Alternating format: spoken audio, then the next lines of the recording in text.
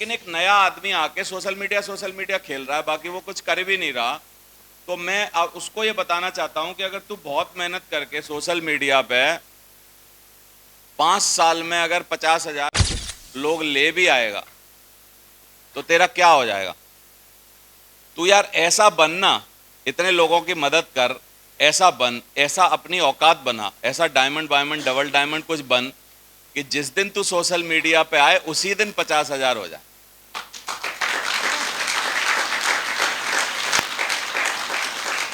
क्या ज्यादा बढ़िया है? क्या ज्यादा बढ़िया है? वो ज्यादा बढ़िया है, क्योंकि इन 50,000 तक लाने में 5 साल जो तू सोशल मीडिया पे अपना वक्त लगाएगा, हर पोस्ट डालने में, हर क्लिक करने में, इतना सब, इतना कितना वक्त लगाएगा। अगर एक दिन का 1 घंटा भी माने तो 50,000 5 साल तक कितने घंटे लगाएगा। अगर इतने घंटे ओरिजिनल काम में लगा ले तो कहीं ऐसा एक दिन ना आ जाए जिस दिन तू आए सोशल मीडिया पे उसी दिन 50,000 20,000 10,000 हो जाए। कितने लोग बोलते हैं ऐसा हो सकता है? और जब हमको उसको इनकम का रास्ता बना, या तो फिर आप ये बोल दो कि सर मैं नेटवर्कर हूं नहीं, मैं तो इन्फ्लुएंसर बनना चाहता हूं, या मैं सोशल मीडिया पे ही रह के कुछ कमाना चाहता हूं, फिर ठीक है। इस चक्कर में भी मत पड़ो नेटवर्किंग में, फिर आप उसी को करो, ढंग से करो, कुछ कुछ तरीके निकालो उसके। लेकिन आप सारी नावों में मत घुसो। इंस्टाग्राम भी चला लूं, फिर यूट्यूब भी चला लूं, चैनल भी बना लूं, और क्या बच गया, वो अंडरवियर सिलना भी सीख लेता हूं, और वो क्या बच गया है, और वो भी कर लेता हूं, और फिर ये नेटवर्किंग भी कर लेता हूं। ऐसे नहीं होता ना सर भाई, एक ही काम होता है एक बार। विराट कोहली ने पूरी जिंदगी किस बात के लिए लगाई? क्रिकेट के लिए। सचिन तेंदुलकर ने, AR रहमान ने म्यूजिक के लिए। म्यूजिक जब भी कि वो गाता नहीं है, गा लेता है, एक आध गाना गाया, लेकिन कंपोजिशन है उसकी मास्टरी, मतलब वो म्यूजिक बनाएगा, कंपोज करेगा, तो कंपोजिशन में लगाई पूरी जिंदगी। जाकिर हुसैन ने तबला बजाने में लगा दी जिंदगी, लता मंगेशकर ने गाना गाने में लगा दी जिंदगी, एक्टिंग में अमिताभ बच्चन ने लगा दी जिंदगी। यार इन्होंने 20 काम नहीं करे हैं, तब हम इनके नाम ले पा रहे हैं।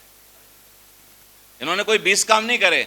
अमिताभ बच्चन ने ऐसे नहीं किया चलो लाओ बिल्डिंग मटेरियल में भी घुस जाते हैं, चलो ऐसा करते हैं कि फिर 2 अपनी बिल्डिंग, पैसा आ ही रहे हैं, बंबई में 2 बिल्डिंग भी खड़ी कर देते हैं, फिर और क्या करें, बोला अखबार भी बेच लेते हैं, अखबार की एक वो प्रेस भी चालू कर देते हैं, फिर और क्या करें, बोला अब ट्रेवल का काम बहुत चल रहा है, 100 गाड़ी लेके गाड़ियां भी लगा देते हैं, उनको भी चालू कर लेते हैं, और भी कुछ कर लेते। ऐसे बहुत सारे लोग होंगे, उनको कुत्ता भी नहीं पूछ रहा दुनिया में। कितने लोगों को मेरी बात समझ में आ रही है? तो एक ही फोकस में लगी। अभी ये बात क्लियर हो गई पूरी? कितने लोगों को लग रहा है कि हो गया मामला पूरा, बस डन है? तो 7 बातें ऐसी हैं जो आपको इस क्षेत्र में बर्बाद कर सकती हैं। जल्दी जल्दी बोलेंगे। Number 1, number 2, number 3, number 4, number 5, number 6, number 7, ये हैं जी। एक आध और होंगी शायद जो हम नहीं लिख पाए होंगे, तो इनसे बच के रहिए। अभी आपके तजुर्बे पूछेंगे हम लोग, अपने आप को धकेलो, क्योंकि कोई और आपके लिए ऐसा करने वाला नहीं है। कितने लोग मानते हैं ऐसा कोई और कर देगा? खुद को, इसको अंग्रेजी में बोलते हैं पुश योर सेल्फ। क्या बोलते हैं? खुद को धकेलो, पुश योर सेल्फ, क्योंकि यही काम आपके अलावा कोई और नहीं कर पाएगा आपके लिए। कोई अच्छा लगेगा आपको धक्का मारते हुए या आपको उकसाते हुए, लेकिन नेटवर्किंग एक ऐसी बीमारी है, इसमें इतना लोग धक्का लगाते हैं। मैं सच बता रहा हूं, इसके अलावा जीवन में, चलो मान लो कि मैं कोई ओलंपिक में कुछ बनना चाहता हूं, मान लो एक बार को, अब मैं पीछे हट रहा हूं। कितने लोग हैं जो ओलंपिक फेडरेशन के मेरे पास आएंगे, चल वे चल कर, लात मार के भगा देंगे, तेरे जैसे निरे और आ जाएंगे, भाग यहां से। कौन है बोलो आप? दुनिया में किसी क्षेत्र में नेटवर्किंग के अलावा कोई थोड़ी में हाथ नहीं डालता, मैं आपको बता रहा हूं। यही एक ऐसा नाटक है यहीं पे। उसके पीछे एक भावना भी है कि आपका भले ही थोड़ा काम हो लेकिन अपलाइन का ज्यादा हो जाता है, इसलिए वो बेचारा आपके पीछे लगा रहता। मजबूरी है इसमें। इस मजबूरी को हटा दो, कोई ना पूछे किसी को, है? क्योंकि आप किसी ना किसी की चेक लेग में होते हो, वो सोचता है कि चले यार एक बार और मना के देख लेता हूं, मान जाए तो 10 20 50 और सेल दे जाएगा, हमारा क्या होगा, कम से कम 50,000 रुपया और बन जाएंगे। तो मैं तो आपको ये बता रहा हूं, क्या इस मानसिकता से कोई बहुत बड़ा कोई धक्का वक्का मार के आपको कहीं ले जा सकता है क्या लग रहा है आपको? तो इसलिए अंदर से जागरूक बन जाइए, अपने आप को खुद धकेलिए, खुद अपना ड्रीम ढूंढिए, खुद अपना सोचने की कोशिश करिए। और जैसे आपको यहां लाया गया है, आज से ये पक्का बोल दीजिए अपने अपलाइन को कि सर अब समझा लिया आपने बहुत मेरे को कुछ भी करने के लिए, अब आप बस मेरे को डेट बता देना कि कहां पे दिशा हो रही है, कहां पे कोर हो रहा है, कहां पे क्या हो रहा है, बाकी जिम्मेदारी मेरी है सर, आपका लफड़ा आज खत्म है, बस बोला, बस खत्म लफड़ा आपका। बोलो आप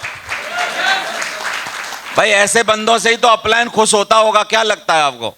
अपलाइन के पास भी अगर 50 ऐसे आ जाएं जो सब 50 को समझाना पड़े, तो वो ना खुद एक कोई ऊंची बिल्डिंग ढूंढ ले शहर में, क्या यार बोला मैं यार इतने दिन से काम कर रहा हूं, साला अपने आप चलने वाला एक आदमी नहीं मिल पा रहा है। बोला यार क्या, किन के चक्कर में फंस गया, बोला यार मैं। समझ में आ रहा है कि नहीं आपको? तो पुश योरसेल्फ।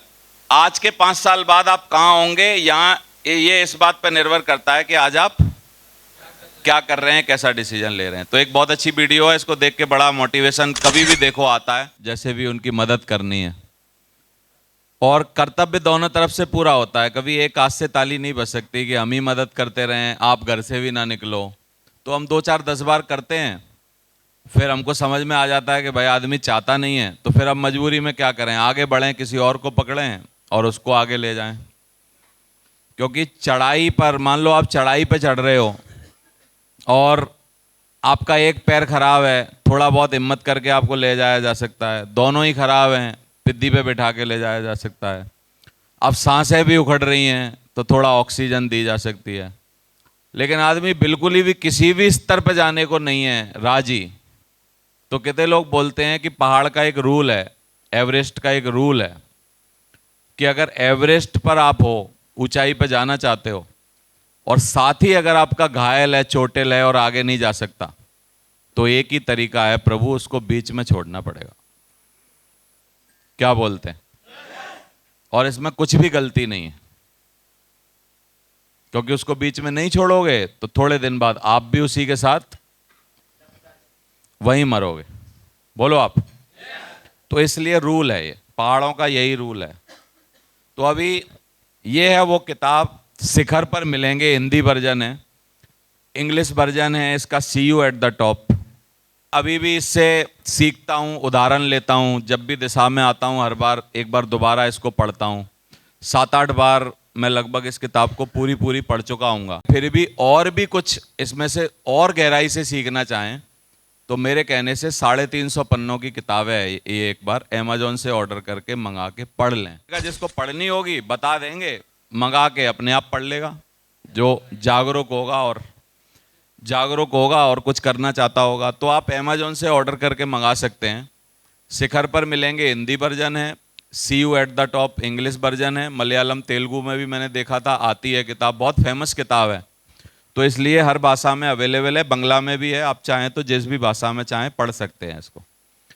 ये जिग जिगलर साहब जो हैं, एक्चुअली लीडरशिप का इनको गुरु माना जाता है, बहुत बड़ा इनका एक ऑर्गेनाइजेशन है, तो इनका एक इंस्टीट्यूट भी है और वहाँ पर बहुत सारे लीडरशिप के सेमिनार, ये वो बीच बीच में बहुत सारी चीज़ें चलती रहती हैं। तो बहुत फेमस आदमी है, बहुत फेमस किताब है।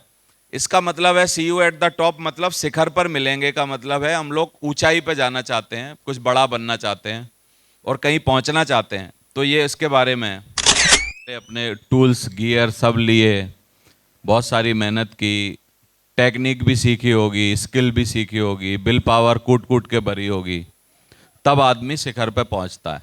यही सब बातें हम लोग 3-4 दिन के अंदर करेंगे।